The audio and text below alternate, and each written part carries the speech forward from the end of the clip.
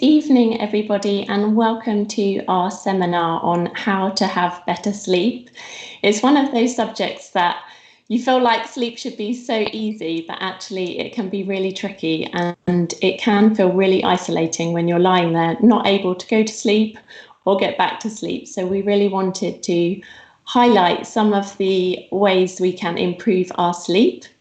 Just to introduce myself, my name is Lou Richards and I lead the pastoral care team at Christchurch, London. And you may wonder, why is a church putting on a seminar about sleep? Well, we believe that it is really important for everyone's emotional and physical health to have good sleep, and we really want to do whatever we can to support everyone's well-being. So a warm welcome to you. I've got three fab panelists here. I'm so excited to chat to them. We have got Sakari Lemola from Switzerland, and he is a sleep researcher, and Hello. he is based at the University of Warwick and University in Germany as well. So a warm welcome to you. We also have Angie Catlett, who is a counselling psychologist. I have done a seminar with Angie before. She is a fab speaker with lots of experience, so we're really looking forward to chatting to her as well. Thank you. And finally, last but by no means least, we have Dr. Ichechim White, and Iche is an experienced GP and she has lots of medical experience, so we're really looking forward to chatting to her as well. So do send in your questions if you have them. We have a team we have a team who are looking to see what questions you're asking, and I am getting text on my phone and I'm going to be passing those questions on. So please feel free to send in your questions. Right, let's get going. Sakari, I'm going to start with you. It would just be really great to have a brief overview of what sleep is and why we need it so much. So over to you. So what happens when we sleep? Our consciousness, our brain cells begin to communicate in a slower and more synchronized. There are three different sleep stages that we distinguish. So there's a light sleep, that's just when we doze off, and when we are still to be awakened, we still have a lot of muscle tension, but then after a while we get lower. Is a stage where it's very far away from the reality, and it's very difficult also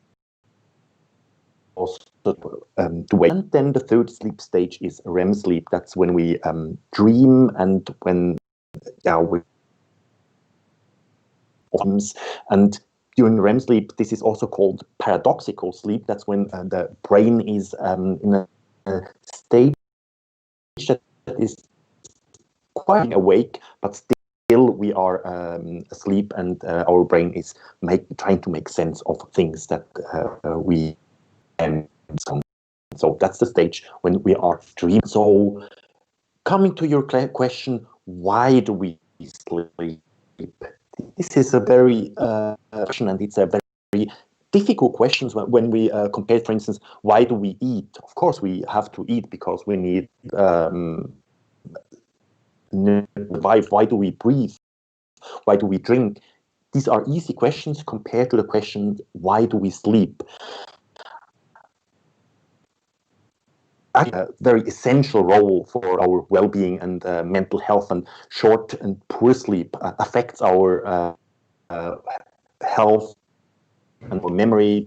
Children who do not sleep enough, they have poor school achievement. So waste of time, but this is actually not true. It's a time when our brain is very active, and it must play an importance of the animal kingdom. All animals with a little bit more complex neural sleep, and they need a certain amount of sleep during a 24-hour day. So for this sleep 20 hours per day. Cats sleep 13 hours. Even fruit flies sleep. On average, they sleep 10 hours. Giraffes sleep very little. They sleep only 2 hours per day. And for them, of course, it will be very risky to sleep because they cannot hide as well as, for instance, mice. And predators could see them and spot them from far. And humans are in between. The adult human sleeps on average 7 to 8 hours. So we see that in the animal kingdom, we believe it must play a very important role, otherwise that wouldn't make sense. Sleep is a very we are kind of because we are unconscious, we are easy prey for predators. So it must have a very important function. So nowadays, sleep researchers begin to understand what the functions of sleep are. One of these functions is the role of sleep to consolidate memory. During the day, we learn a lot of things. At night, when we sleep, we reprocess these memories, we consolidate them into. That means we are storing the memories in different parts of the brain. And interestingly, after sleep, people remember things that they learned during the day better than before sleep. And even short naps can help in that process. Another important thing, a role of sleep is that during sleep, our brain is up from toxins. So during the awake stage, toxins, they start to kill brain cells. So apart from the brain, but it's also sleep is also important for our body. When we sleep, for instance, wound healing is homeostasis. For instance, if we sleep too little, the stress hormone levels increase, and this is also toxic for our bodies. Yeah.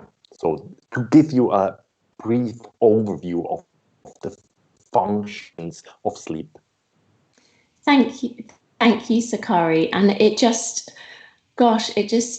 shows us how much our bodies are doing when we're sleeping. We think, oh, just go to sleep, but actually our bodies are just so complex, doing so much when we're sleeping. And sorry if you've noticed there are technical difficulties there. The Wi-Fi just isn't so strong, but I hope you managed to get some of that. If you have recently tuned in, a warm welcome to you. We are really looking forward to this sleep seminar, and we have already got a long list of questions that you are asking. So I'm going to get cracking and carry on. Iche, as a GP, you obviously have lots of people coming to see you. And how common are sleep issues with the patients that you see? So I thought that was a really interesting question, partly because we don't really see sleep in isolation very often. So people don't really come and talk about their sleep very often. Sometimes people have suffered or do suffer with insomnia, but that's not normally the primary thing. It's normally in the context of some other issues, whether that's physical, for example, having problems that mean that the person's needing to urinate a lot at night, through to pain that often our pain thresholds lower at night, so we'll become much more aware of them, whether that's period pain or arthritis or some other cause, through to mental health, really significant issues where sleep can be a sign of, someone's sleep becoming disrupted can be a sign of them relapsing or becoming unwell, or just maybe a sign or a symptom that you're stressed, or that there's, you have a mood disturbance because you're feeling low, or anxiety is becoming a difficult thing for you. So yes, it's often not a primary thing, but it's so significant and plays a big role in our health. So yeah, it's definitely something we talk about. it's just telling, isn't it, how many things can contribute towards the lack of sleep. There's no one thing. It could be so many things.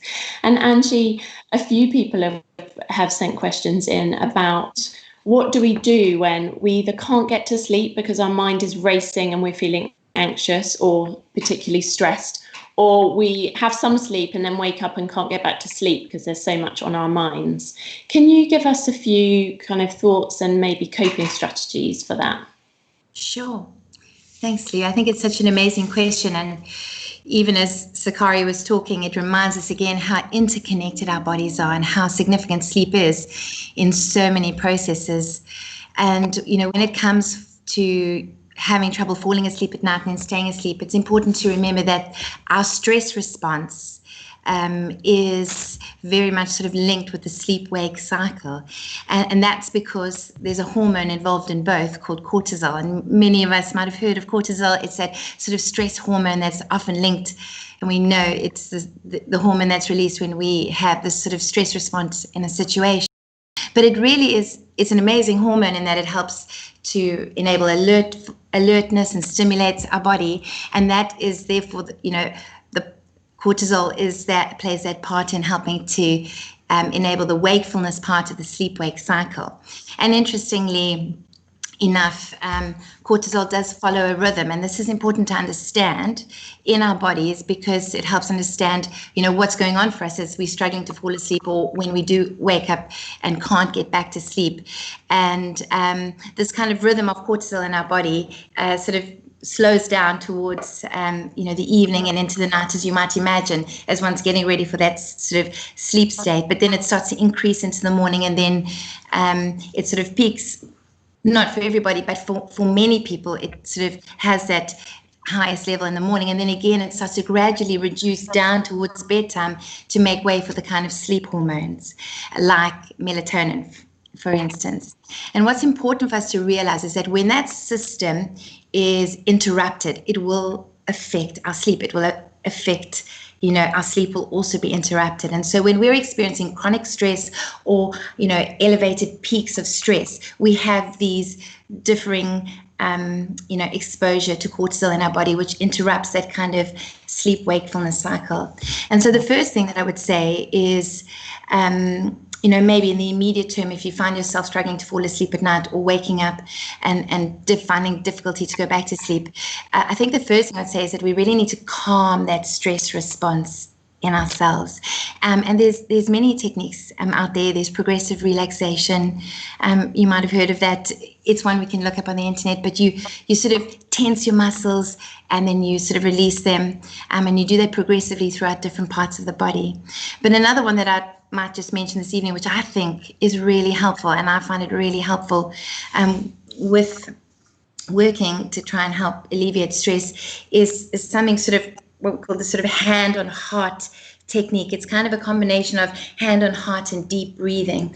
And really what this helps to do is to calm that deep stress response. And so what you're doing, if you find yourself in that space, because often the anxiety that tends to build is an anxiety then about falling asleep, and that becomes its own anxiety sort of cycle. So it's important to begin to break that and begin to calm that stress response system. So what you could do is you could put your hand on your heart. It's almost like a deep hug, so to speak, to the heart.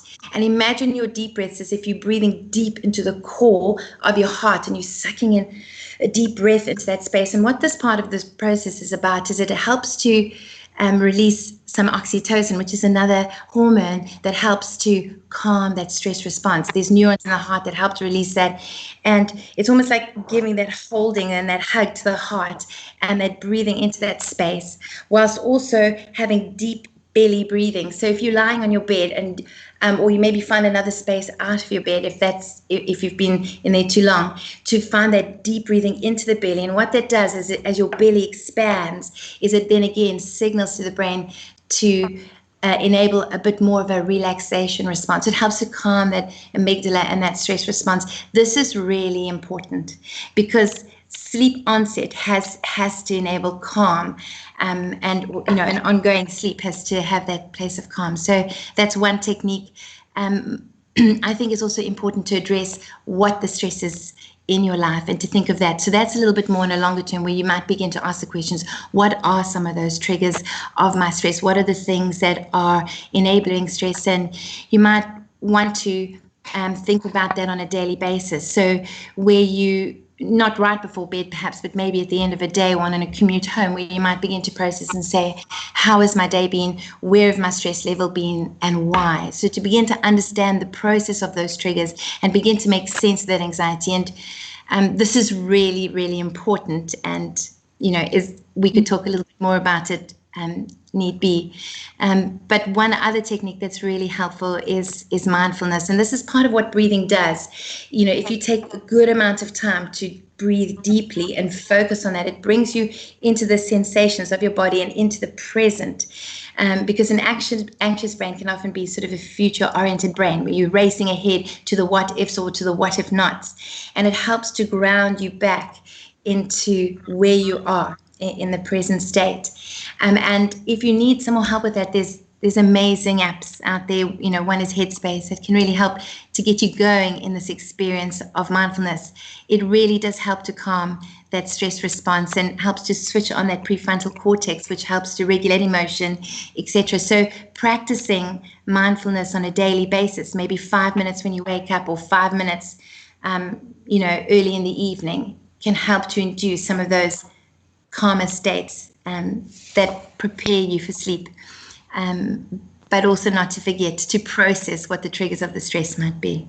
Yeah, of course. Thank you. That's really helpful. Iche, I've kind of got a question following on from that. And some people may be sitting there with anxiety or stress, and some of those techniques could really help them, that Angie mentioned. Some people might not know why they can't sleep. They just have periods in the night where they just can't sleep, and they may not feel stressed. What are the general what's the general advice that you might give someone in that situation?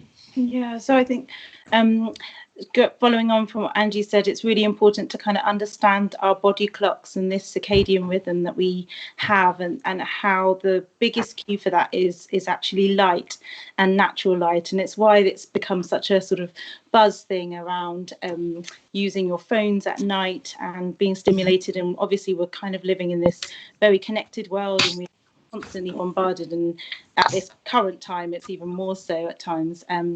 But actually cueing your brain to recognize natural light and starting a day with as much of that as possible, and then recognizing that sleep isn't sort of an on-off button, and that actually it's a bit like you're preparing for something rather than switching off a light, because we often behave like that. And so doing the things that will help us to release melatonin and the hormones that help us to relax, by doing things that are calming, exercising maybe 3 or 4 hours before, which helps our bodies to actually cue that we need to restore and relax, and lots of other things like having a warm bath, or the mother's tales of you should have a cup of milk or something, because these are soporific things that help us to relax.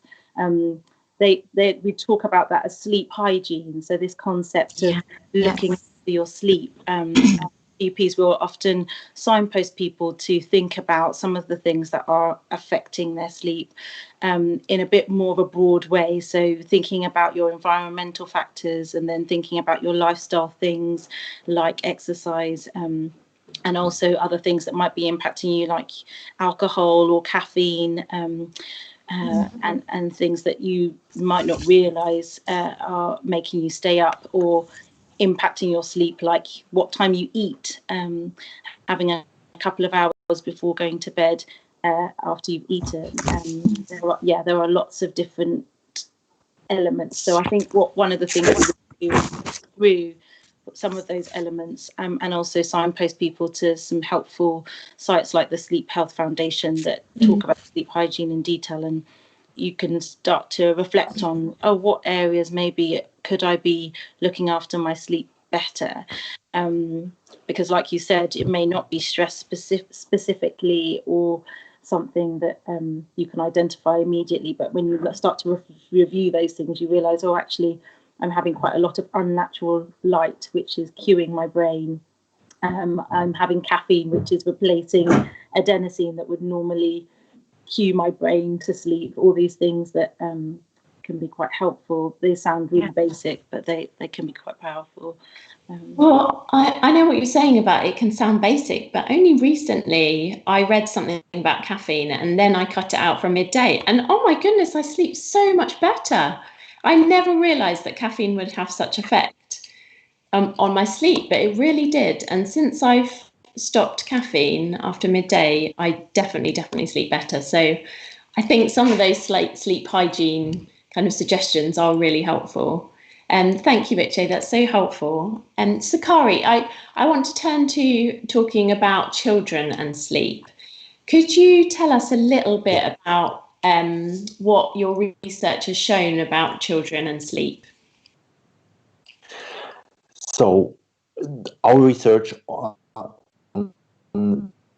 children actually, like sleep problems during childhood are also quite frequent, and it seems to be related to the parent sleep. When mothers have poor sleep, also the children seem to have poor sleep. And of course, this is something often now parents ask us, what can we do when our children have poor sleep? And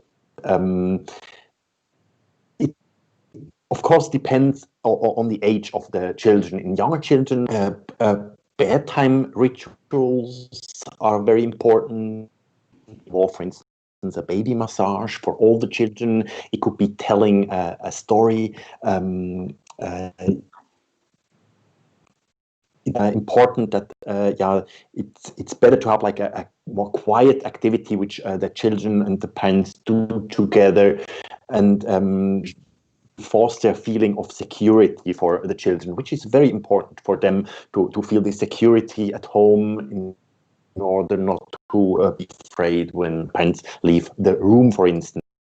An important point that was mentioned before, but which is particularly important in adolescence, is, and this involves, on the one hand, as you mentioned, caffeine. You should not use caffeine in the afternoon, but also nowadays very important social media use and electronic media use in general.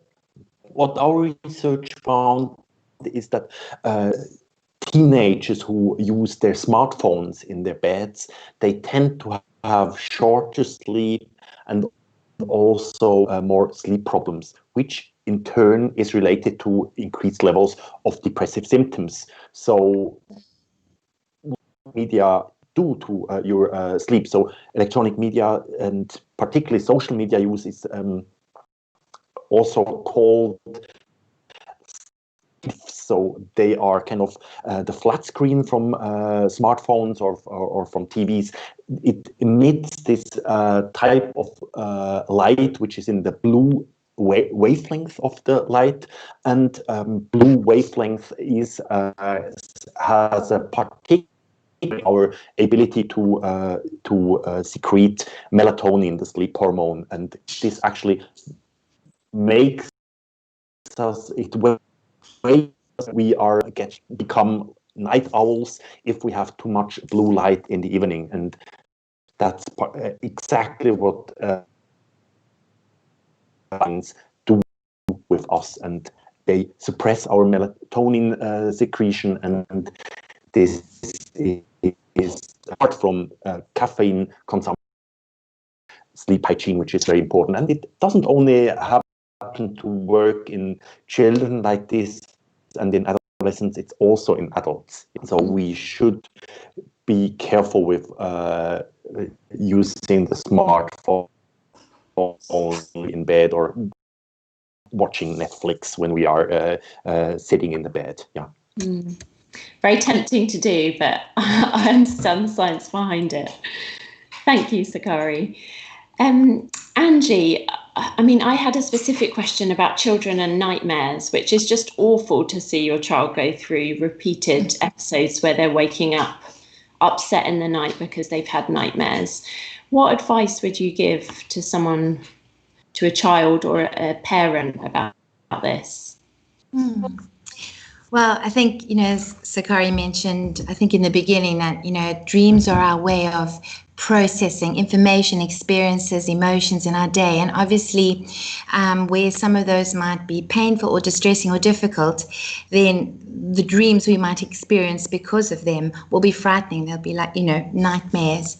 I think what's really important, particularly with a nightmare where a child, would wake up, they wake up often in that distress space. The emotions are elevated to the mood that the dream sort of took them to. And often those dreams can feel really wild and, quite terrifying, because the parts of our brain that help to sort of bring rationality and logical, reasoning that might suppress a little bit like a sieve in how we express those feelings is switched off in those moments of, say, REM sleep. So they can be a little bit more, wild and really, scary.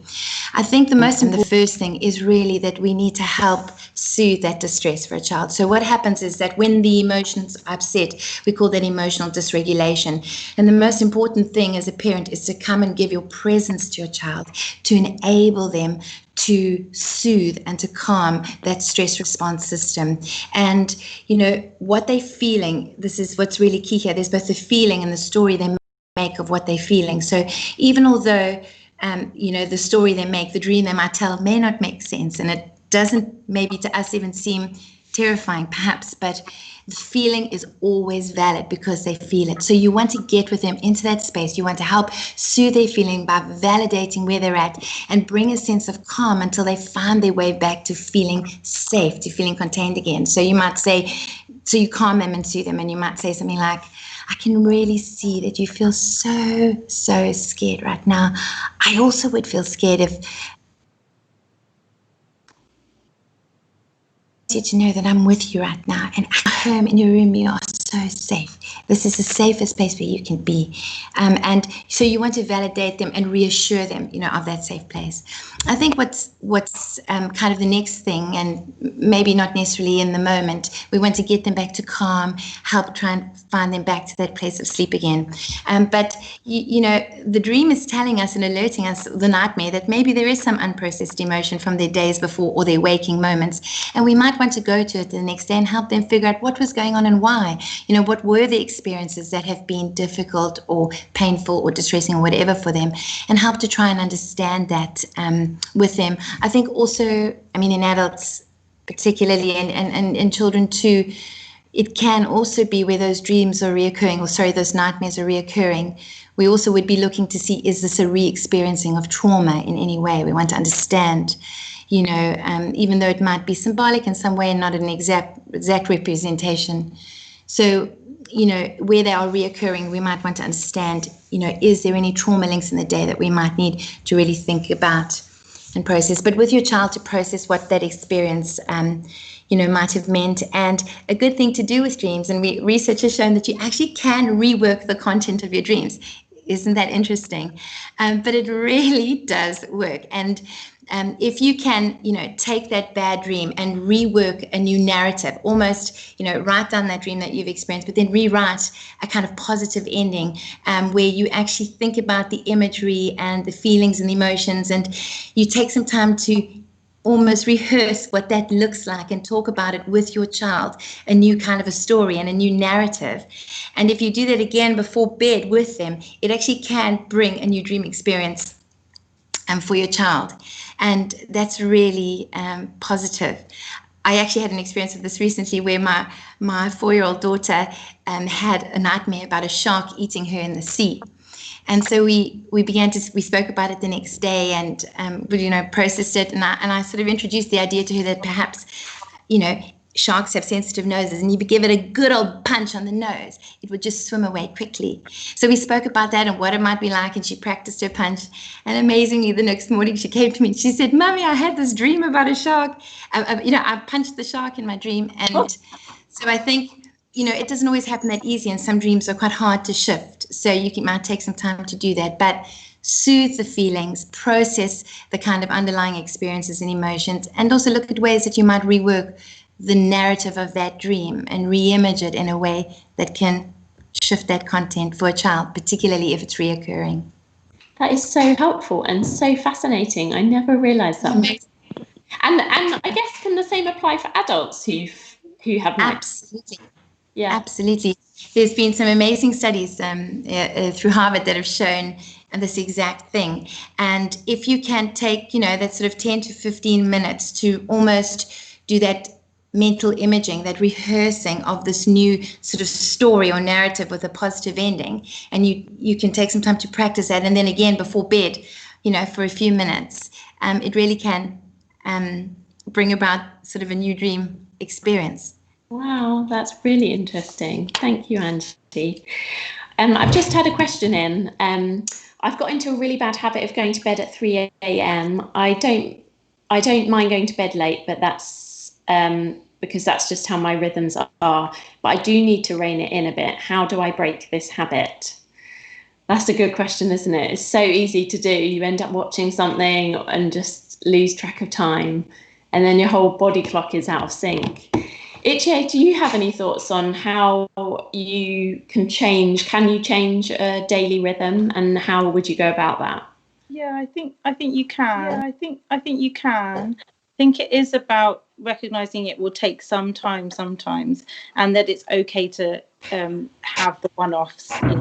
Your rhythm isn't exact, but trying to set a bedtime, and we're quite fortunate with our apps these days that we can do that, and I've personally experienced that thing of, okay, actually things have got a bit out of hand with timing, so setting a bedtime almost more to remind me in an hour or two I'm actually going to try and go to sleep, and then creating a space in that's just for sleep, really. So obviously we don't always have the luxury of that, but if you've got a bedroom where you aren't working, or you can separate it to be just for sleep, not spending too much time there doing other things right before bed, and then doing some of those things that might help you to calm and relax, whether that's listening to an audiobook or music, or something that might help you to, like the progressive muscle relaxation, and you can look up PMR, and just doing something actively but actually quite soothing and gentle, and then setting a wake time and trying to stick to that, even on the weekends, can be helpful. It's hard, just for resetting a pattern. So it might be that 3 to 9 o'clock is not reasonable, but it might be that 3 to 11 or 12 or 1, or just moving it back a bit and then trying to work that way. That's really helpful. Thank you. Ichi, I have another question for you. If I may, which I think is very important in such a situation, is also in the morning. Let's say it is 9 or 8 o'clock after getting to bed at 3 o'clock in morning light, going for a walk, a bright light lamp in the winter is very important for resetting the clock. Yes, exactly. Yeah, exactly. In the morning is more at any other time during the day. Yes, definitely. Actually, I'm just going to change my question, because we did just have a question through about blue light blocking glasses, and do they help sleep patterns? It says, do they completely eliminate the harmful blue frequency or simply reduce it somewhat? Sakari, is this your area of expertise? I have some blue blocking, which actually is supposed to help, particularly in the evening when there is when you're in front of a flat screen, for instance. Blue blocking glasses, they can help your body to build up the melatonin and to have a normal sleep schedule. So it is there is research on that topic that help, and it also helps people who, for instance, work on a night shift. When they go to home, they want to go, but then they are exposed to bright light outside, and it's important important to protect themselves from the blue light. So this is definitely something one can do. That is so helpful. Thank you. That's really great. I'm just going to go to the question that I was going to ask about hormonal changes that impact our sleep. So whether that's the monthly cycle or menopause, are there just any kind of quick tips that you could give women who? Definitely, it's a number of women who will experience that. Up to 1 in 4 will have PMS symptoms, so premenstrual syndrome symptoms, or just in the menstrual cycle itself, there's quite a number of things that happen hormonally that mean that your levels of progesterone, as they go up, sometimes you have a peak in the temperature of up to 0.4 degrees. So actually feeling hot and uncomfortable can be something that happens cyclically. So being quite aware of your sleep and almost putting safeguards in to be really good at safeguarding and hygienic with your sleep then is really good. So maybe thinking a bit more about tiring yourself out with activity earlier in the day. And the same with menopause, that often you'll maybe hear your GP say, oh, how active are you? And you think, why are you talking about exercise? I'm talking about my sleep and the disturbance. But those sorts of things can help, and the natural light again. But also just being aware that some of those symptoms, you may benefit from speaking to your GP if you're finding you've done a lot of the lifestyle things that you can find, for example, on menopausematters.co.uk, which has got lots of really good tips for how to cope with menopausal symptoms. And you've tried a lot of different things, and actually you may be considering hormone replacement therapy and speaking to your GP, or if it's PMS symptoms and they've become really troublesome, speaking to your GP about those specifically, especially if pain and irritability are a real feature, or mood disturbance, and you're finding actually it's beyond what lifestyle things can help with. But I think recognizing that the sleep hygiene, you can be a bit more strict about it and recognize actually I need to really set a bedtime, and I really need to prioritize relaxation techniques before bed. In that period, just before, sort of in that week before your period starts, can be a helpful thing to realise. And we know there are just differences often between men and women that we see sort of in research right from a very young age, and so they're not necessarily hormonal, but there are definitely these specific hormonal things as well. So it's a temperature thing. I was like, oh, that's why I always kick my duvet off sometimes. I just get too hot. Exactly. So that's really helpful. Thank you. And it kind of follows on from this question, but when you share a bed, Angie, with a partner, and you have different sleep patterns, say one person snores or one person's lying there with insomnia and the other person's like fast asleep, having a great time, that can be really tricky, can't it? Mm-hmm. What advice would you give to people who sleep in a bed with someone else and they have different sleep patterns? Yeah, I think it's such a good question. And I think, our optimal sleep time can really often differ from that of our partners. And so I don't think it's uncommon that is experienced for people in a partnership relationship.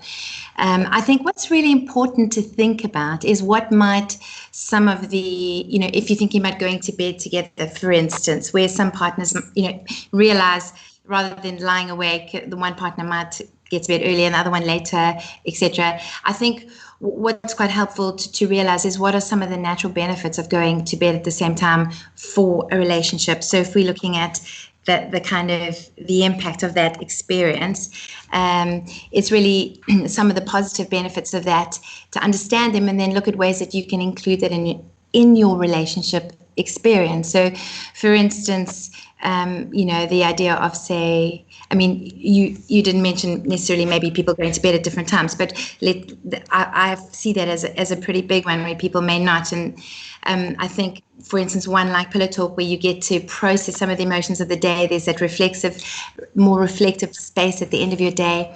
And one of the benefits is you get to have that sort of final kind of debrief. There's also, couples will experience that sort of physical closeness of being together at the same time, at bedtime, just even that the release of, oxytocin, the bonding and that sense of closeness and physical touch together.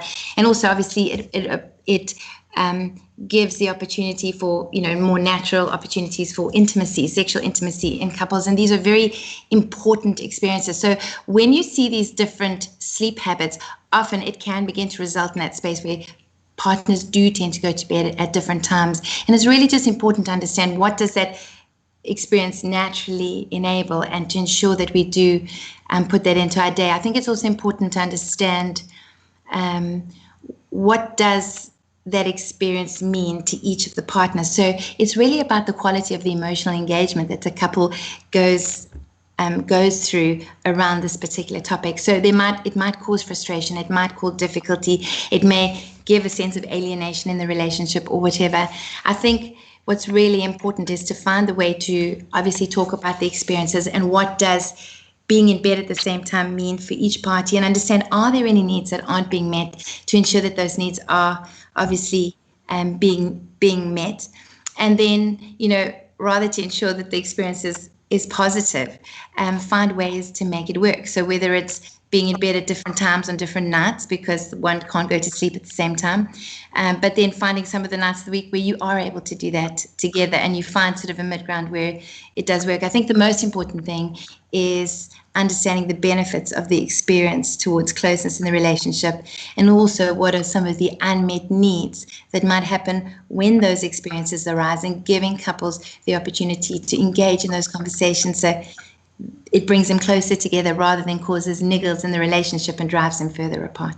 Yeah, that's really helpful. And I think the going to bed at the same time, that's a very easy thing to try and solve, to try and, enhance the quality of your relationship. That's in theory, that's quite an easy win, although I realise with people's different body clocks that can be hard. But even if it's, some nights of the week, but not all nights of the week, that's definitely a good thing to consider. And kind of, as we've all been talking, I'm just so struck about how complex sleep is, and how, I know I said earlier, but there's so many things that can impact someone's sleep. And I'm thinking about a course that we run at Christchurch called Steps, which is a 12-step recovery course, all about where you work on emotional kind of stuff that comes up that basically affects your quality of life in a negative way.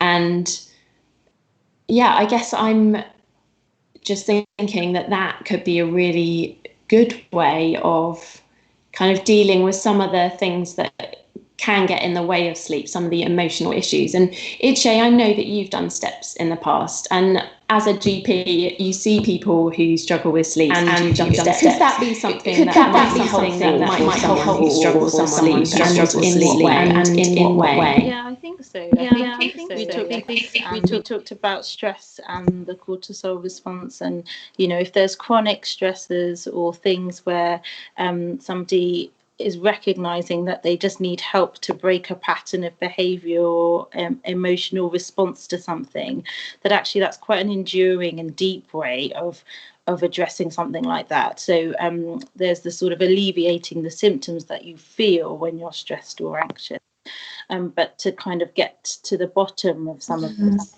it's quite a healthy process, I think, to undertake. And it's a very safe environment to do something like that. So I think it is really worthwhile. I would agree that it would help. And just speaking from a personal perspective, if you don't mind, how was your experience doing Steps? How did you find it? Yeah, I think it was really good. I think it was well thought out, and people just were very respected, and it was a confidential space. And I think that emotional healthiness is something that we all need. And I think, to have a course that's designed for that wherever you're coming from and whatever you're sort of thinking about addressing is incredibly valuable, and I would definitely recommend it. Yeah. And Angie, what experience do you have of steps, and from a psychological point of view, what is your view of how steps might be able to help someone who's struggling? Yeah, well, I was just thinking while Iche was talking there about the stress response and, anxiety. And I think particularly if you do find there are some patterns that are affecting your sleep, I think it could be really helpful to do a course like Steps that helps you to sort of process what might be going on beneath the surface. And, in any journey to kind of healing on an emotional level, the first step is awareness, being able to be aware what in fact is going on inside of me, and awareness on a thought level. What are the kinds of, automatic negative thoughts, anxiety provoking thoughts, and the link between those thoughts and my feeling states, and therefore the behaviors. Sounds, it's that sort of CBT cycle of how we are interconnected. And I think a course like Steps is wonderful because it provides a group framework where you can begin to think about growing in your own self-awareness, and understand what some of the triggers might be, what some of the links and the patterns might be into your emotions and into your thought life.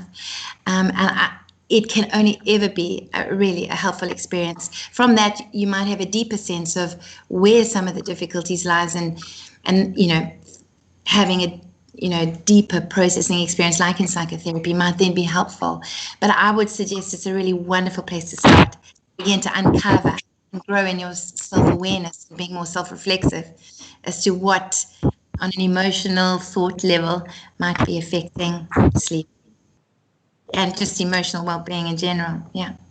Thank you, Anne. Thank you, Iche, for your telling your experience. I am an advocate for Steps.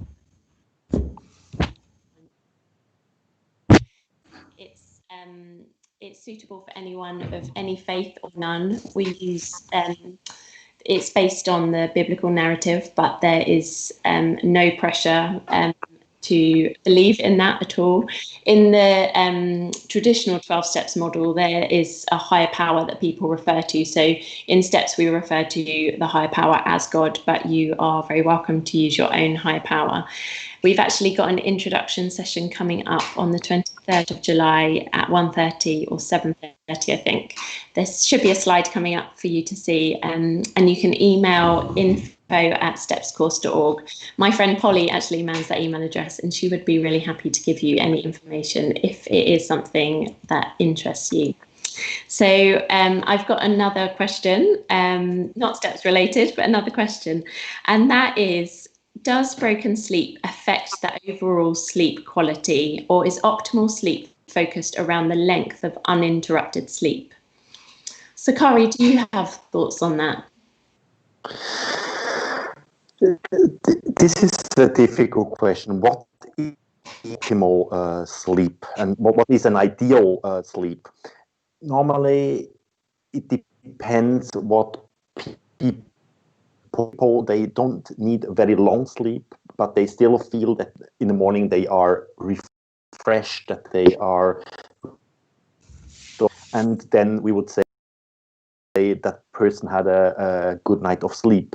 While it is possible that other people sleep longer and don't feel refreshed next morning. Normally, you would say it is a good thing to have like an uninterrupted and consolidated long sleep. That would be, of course, an ideal thing. But more important than how long and how uninterrupted it is how people will feel afterwards themselves about how their sleep was. Most important criterion, and whether they feel washed in the next morning. But having to decide between how long and how uninterrupted, there has to be a certain balance. So certainly having problems, actually they stay a long time in bed, and often they don't sleep so for a very short time only. they sleep often actually longer than they would think themselves. However, because their sleep is interrupted, and then they are afraid of not being able to go back to sleep and so on. This makes the experience of insomnia, which is dreadful. Yeah. Thank you. I got most of that. There were a few technical difficulties. If you weren't able to hear that and you want that answer again, you can email me at pastoralsupport@christchurchlondon.org, and I can pass on that info, because that was what I did hear was really useful. Iche, what would someone do if they feel like maybe they're getting 8 hours sleep or 7-8 hours sleep, but they just still feel tired and don't feel refreshed? What would you suggest? I think it is an important thing, the concept of feeling refreshed, and to recognise there are sleep disorders that might be the reason why you're not feeling refreshed, and that would be assessed by a GP like myself. So it would be important to kind of know, are people feeling unusually drowsy in the day and sort of falling asleep easily? Are there other things that might be contributing to their sleep, and that they're not sleeping in a normal way in terms of their breathing at night? So sort of sleep disordered breathing. And we would consider that and assess that and refer if needed onwards. So I think it's important to recognise that you should feel refreshed, and if you're not, then there might be underlying breathing disorders contributing. And the other thing I thought of when you were speaking is that, and you said it earlier about mental health problems, and often the first thing, or one of the first things to kind of go almost is sleep. Yes. Can you just, mental health is such a big thing right now. There are so many people walking around with depression, anxiety, other mental health conditions, and there's a really good chance that someone watching is either struggling themselves or they know someone who is. I could ask all of you. Angie, could you just give a couple of suggestions of what someone should do if they are struggling, and how to know if, how bad is bad in terms of sleep? Yeah, I think, I guess following on a little bit from what Iche was saying, the bit that I would add there is that, absolutely sleep and eating, those basic functions for our everyday survival, are two of the things that are very often somehow interrupted when it comes to mental health.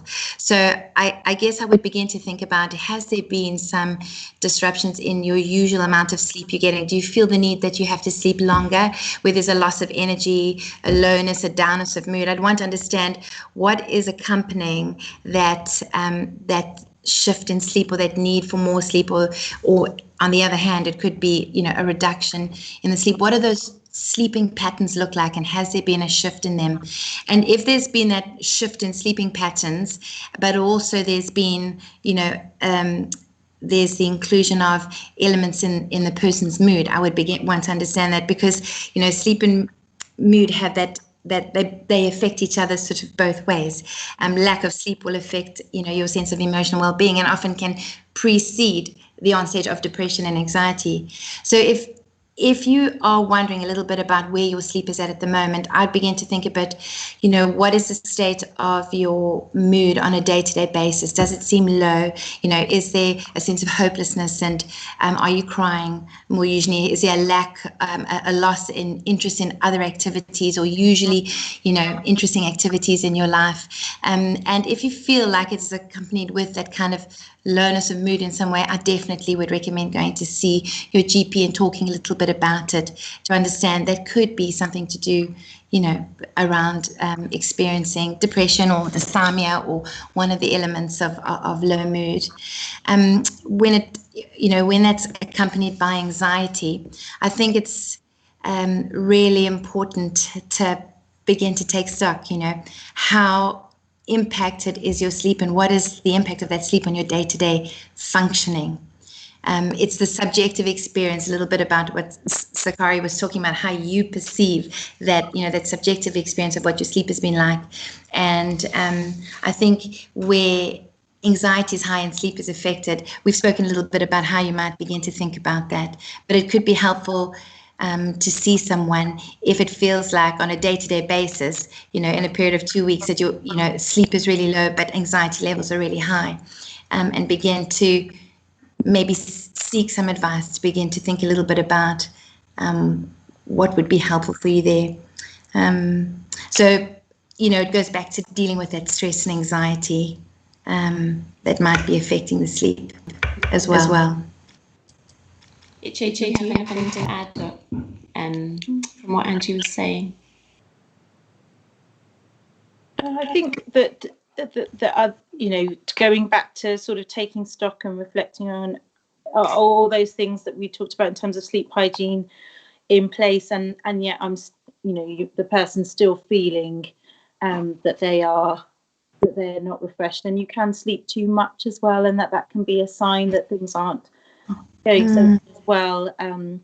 And again, if your circadian rhythm, that body clock is off and you're actually sleeping a lot in the day, and not because of shift working, but just sleeping in the day and not at night, that's quite telling as well. So I think it's really helpful to seek help early and recognise that might take lots of different forms: talking therapy, psychological therapy, things like CBTI, so cognitive behavioural therapy, that's specifically thinking around sleep.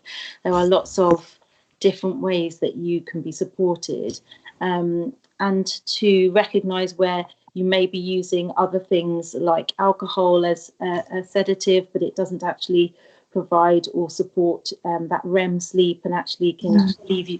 People often can feel quite sleep deprived. So just thinking about things that we might use to try and enable us to sleep, but actually can be detrimental in the long term. So getting help early, and that definitely is important, and your GP would be very happy to support you in that. So. That's so helpful. I think especially, we're coming out of this lockdown, something that none of us have ever had to deal with before. And, some of us are dealing with grief, we're dealing with lost jobs, uncertainty about the future, anxiety, health anxiety, so many things. And so it's unsurprising if our sleep is has taken a turn for the worse or is different in some way, because we are dealing with something that's really big and really significant. And I think that's just really wise advice, and seeking medical help if you do feel like you do need to in whatever area. And I know we're a church putting this on, and so it'll be wrong of me not to advertise the church course at the end. But I think genuinely, since lockdown started, I've spoken to people who, are suddenly wondering about the big questions of life. They're their life has been turned upside down, and what actually is the meaning of life? Is there a God? And if there is God, why do we have coronavirus? And there are so many really important questions that are coming up. I know in our online church services at Christchurch London, we're seeing more people come and just starting to explore some of those questions and looking at are the answers to true happiness and fulfillment, can they be found in the Christian faith? And one course that I really would love to plug that I've done before and really found helpful is the Alpha course. And at Christchurch, we are running that next Tuesday at 7:30, and it's all on Zoom. You can just go once, and if you hate it, you never have to go back. But it is a really great way of you hear a video, you watch a video basically, and then have a discussion where you can talk or not talk if you don't want to. And people just bounce around their own thoughts and ideas about whether God exists or not, and if he does, what's he like. And the Alpha courses I've done, I've just made such great friends on there, and it's really nice to talk about things that are bigger than just small talk. So I would highly recommend that. If you are at all interested, you can go to Christchurch website and at christchurchlondon.org pastoral.org/alpha, and there'll be information on there. And you can always email me at pastoralsupport@christchurchlondon.org if you want to hear more about my experience. I'd be really happy to share that.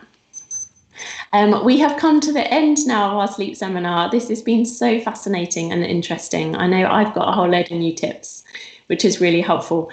Just quickly, it would be really great to have a couple of sentences from all of you, just any last thoughts on sleep based on what we've talked about, any tips or advice for the people watching.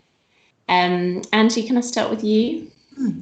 I guess just basically that our bodies are so interconnected and interwoven, that things that happen on a physiological level affect us on an emotional level. You know, our emotions are there's physiology that underlies them. So sleep has such a big bearing on our emotional and mental health. And just to remember how interconnected our bodies are. So to look after it on all levels. Thank you, Angie. Sakari?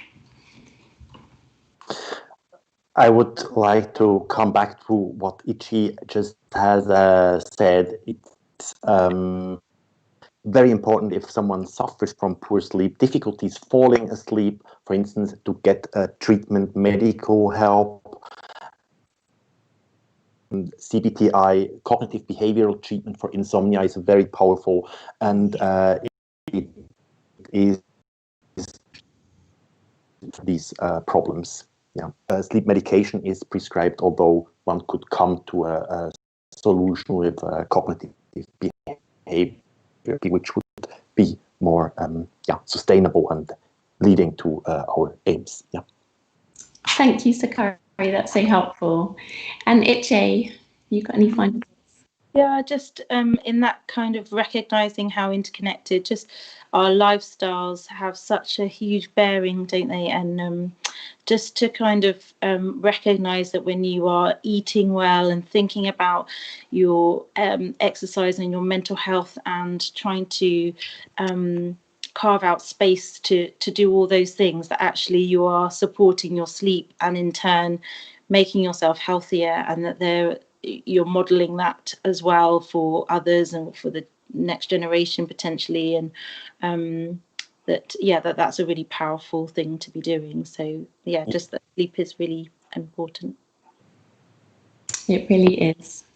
Thank you so much, all of you. It's been so helpful to chat to you all. I hope you've enjoyed it. Thank you so much for joining our seminar this evening. It has been recorded, so it'll be available on YouTube afterwards. Thank you and sleep well. Thank you.